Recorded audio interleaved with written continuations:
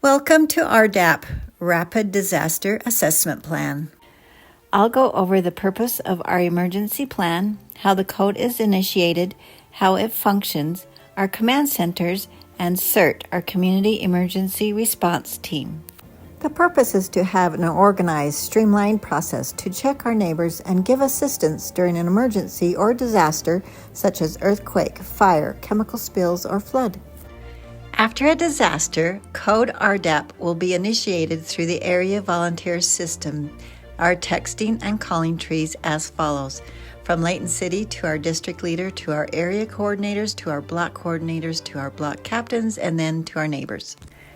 However, during a disaster, there's a good chance that our cell phone towers will be down and won't be working. If this is the case, we need to initiate RDAP on our own. Check our family and our homes to make sure it is safe and secure. After you have checked your family and home and see that you do need help, place the red door hanger on your front door. If everything is okay, place the green door hanger and report to the command center to help initiate the emergency plan. How the plan functions. Only after all is well at home, all CERT trained and volunteers report ASAP to the command center. Volunteers are anyone that is available and are able to help. Learn which command center is yours. The church located at 2250 East, 2200 North is our North Command Center, just behind the elementary school. The areas that report to this center are Forest Park, Oak Forest, and Oak Ridge. Forest Park is to report to the large room on the west side.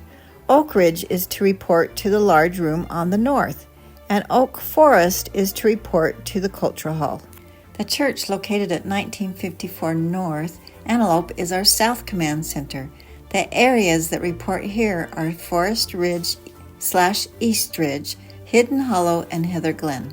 Forest Ridge/East Ridge will report to the Cultural Hall. Hidden Hollow will report to the large room on the west side, and Heather Glen will report to the large room southeast of the building. Please keep eyes and ears open on the way to the church, aka Command Center. Do not check on homes on your way. Make a mental note of what you see and hear. This needs to be an organized process so that no one is missed and no one becomes a victim themselves while checking homes. Setting up the command center. Locate your 2 kits. There will be other kits in the same area. Make sure you find the ones assigned to your area. In the North Command Center, the kits are located in room 8. In the South Command Center, they will be located under the stage on the left side. All needed information and supplies will be found in those kits. All kits will have 2 padlocks. The district leader, area coordinators, e-prep specialist, and a few other leaders will have a key to those locks. Start with Tub 1. Locate the Start Here folder. This will have all the instructions and table signs. Read the instructions and assign those around you to set up the command center. The first assignment will be placing the signs of the command center, one outside of the building along with the area map, and one at the room of the command center. We will need 4 tables and 13 chairs total. This is how Forest Ridge is set up.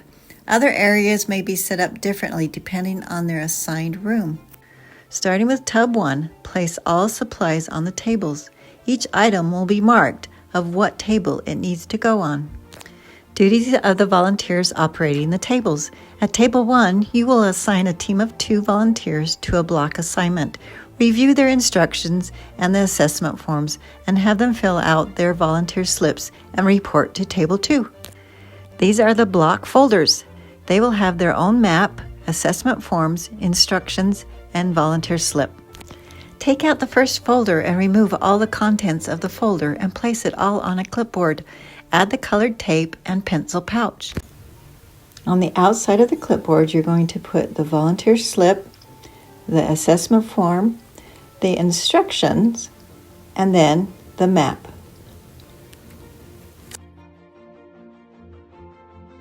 Have the volunteer team head to Table 2 and turn in their volunteer slip.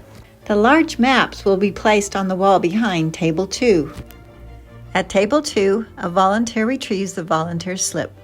Record that information on the tracking sheet. Show the team their assignment on the large wall maps.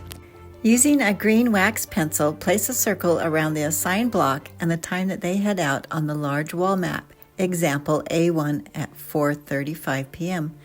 When they return, place a green check mark along with the return time. This indicates that the area has been completed. Record this information on the volunteer tracking sheet. Hand them their safety vests and radio if available, and instruct them to return to you ASAP. The volunteer of 2 need to stay together. This is for your own safety. Don't take more than 30 seconds to assess each home.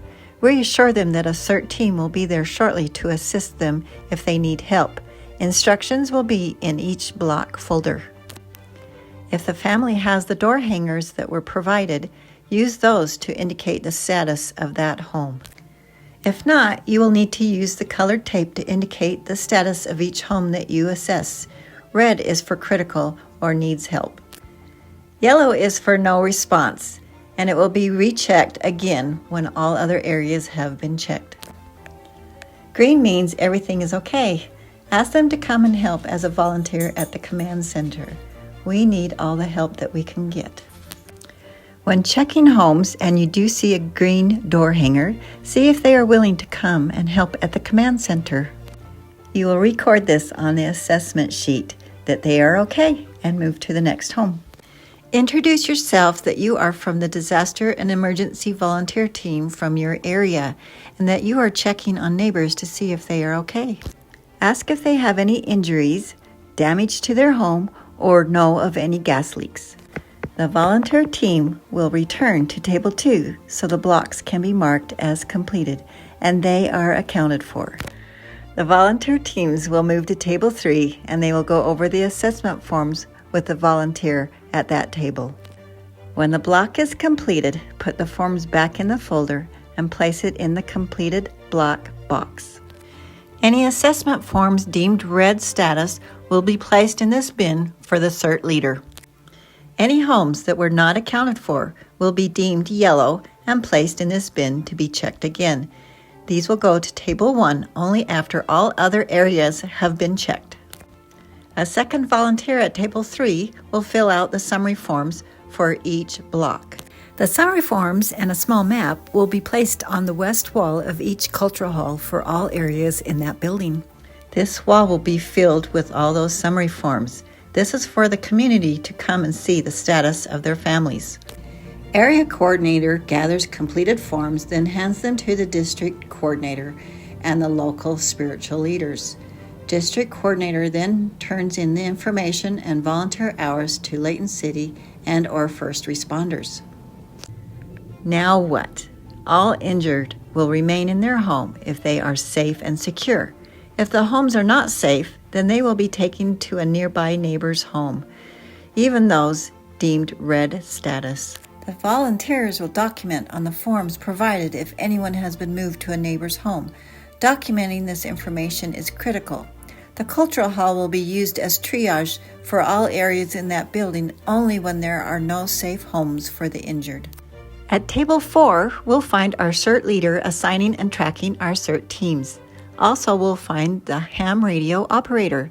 They will be tracking any information that comes in from the city and our volunteer teams, and will relay the information to our CERT leader or our area coordinators. All instructions for the CERT leader, CERT teams, and radio operator will be found in the CERT binder.